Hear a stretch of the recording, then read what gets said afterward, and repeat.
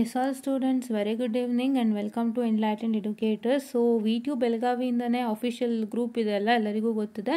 So ಅಲ್ಲಿಂದ ಬಂದಿರೋ ಅಂಥದ್ದು ಇದು message updated results of B Tech for all regions withheld result ಅಂತ ಕೊಟ್ಟಿದ್ದಾರೆ.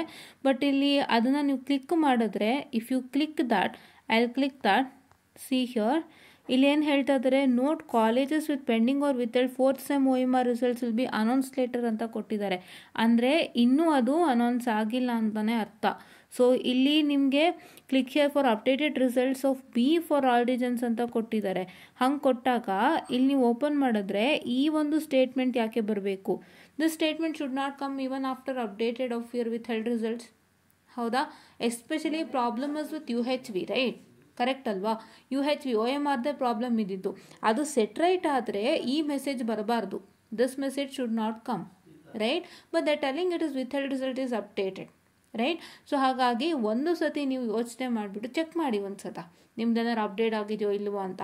ಅಪ್ಡೇಟ್ ಆಗಿಲ್ಲ ಅಂದರೆ ನನಗೆ ಇಲ್ಲಿ ಮೆಸೇಜ್ ಹಾಕಿ ಗ್ರೂಪಲ್ಲಿ, so that I can get to know what is the status. Because ನನ್ನ ಅನುಮಾನ ಏನು ಅಂದರೆ ಅಪ್ಡೇಟ್ ಆದಮೇಲೆ this message should not come, that is college with pending of with fourth semester OMR result will be announced litre.